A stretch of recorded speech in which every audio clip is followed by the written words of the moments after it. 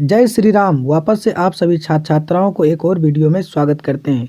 तो आज हम देखेंगे नाखून क्यों बढ़ते हैं। इससे प्रश्न वीवीआई प्रश्न जो इससे 2 से 5 प्रश्न देखने को मिलता है। 2 से 5 प्रश्न को देखने को मिलता है 2024 क्लास 10th के एग्जाम में। तो चलिए आज हम लोग इसी के बारे में जानकारी प्राप्त करेंगे और याद भी कर लेंगे। चलिए क्लास को शुरू करते हैं। पहला प्रश्न कह रहा है कि नाखून क्यों बढ़ते हैं कि निबंधकार कौन है। तो यानी नाखून क्यों बढ़ते हैं इसको कौन लिखा है। तो कौन लिखा है, हजारी प्रसाद द्विवेदी ने। किसने लिखा है, Hazari Prasad Dwivedi. Option number D सही है। चलिए अगला प्रश्न कह रहा है, द्विवेदी जी ने निर्जलज अपराधी किसे कहा। तो निर्जल अपराधी किसे किया। तो किसे कहा, नाखून को, क्योंकि नाखून बार बार बढ़ता था और उसको काटता था, बार बार बढ़ता था उसे काटता था, इसीलिए द्विवेदी जी ने उसे निर्लज अपराधी कहा था। तो ऑप्शन नंबर ए सही है। चलिए अगला प्रश्न कर रहा है, कामसूत्र किसकी रचना है। तो किसकी है, तो क्या है, वत्स्यायन का।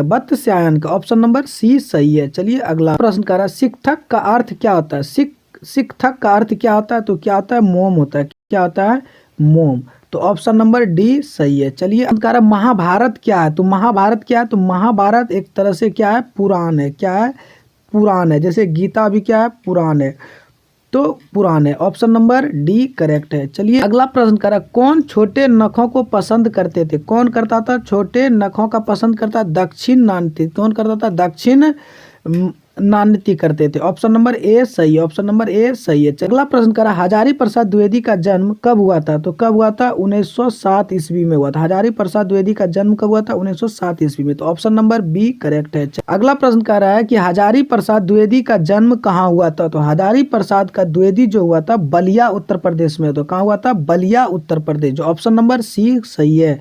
अगला प्रश्न कह रहा है, देवताओं का राजा से किन्हीं संबोधित किया जाता है। देवताओं का राजा से किन्हें संबोधित किया जाता है। तो किसे किन्हें कहा जाता है, इंद्र। किसे, इंद्र।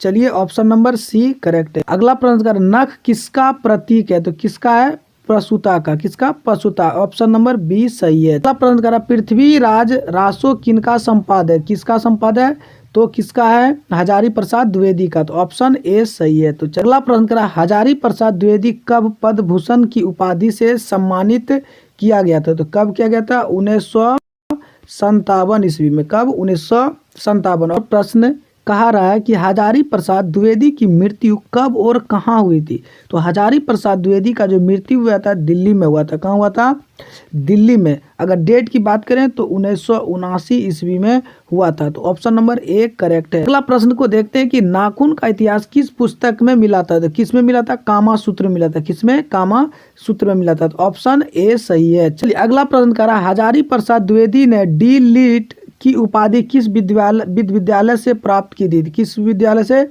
लखनऊ विश्वविद्यालय से। कहाँ से, लखनऊ विश्वविद्यालय से प्राप्त की थी। तो चलिए छात्र छात्राओं, आज का एपिसोड का ये अंतिम प्रश्न है। फिर हम अगले एपिसोड में देखेंगे 20 के बाद से। तो चलिए आज इसका हम लोग क्वेश्चन को करते हैं। इसका आंसर क्या होगा, इसको हम लोग कमेंट बॉक्स में आप लोग जवाब देंगे। और कितना सही किए, 20 में कितना सही किया और कितना याद किया, ये भी आप कमेंट बॉक्स में जवाब करेंगे। तो चलिए अगला प्रश्न हम देखते हैं। कह रहा है, कहानी में चंद्रकार त्रिकोण अतुल वर्तुलाकार आकृति का संबंध मानव के किस अंग से है। तो किससे, नख से। किससे, नख से। तो ऑप्शन ए करेक्ट है। तो ये जो प्रश्न आप 20 को प्रश्न आपको बताए, ये जो है 2024 के एग्जाम में वीवीआई आप लोगों के लिए रहेगा। यही 20 प्रश्न और हमारे ही सीरीज से, हमारे ही एपिसोड से पूछे जाएंगे। तो आप सभी इस एपिसोड को पूरा देखेंगे, पूरा एपिसोड को एग्जाम तक देख लेंगे, आपको पूरा कंप्लीट करा देंगे। तो चलिए फिर मिलते हैं हम लोग नए एपिसोड के साथ।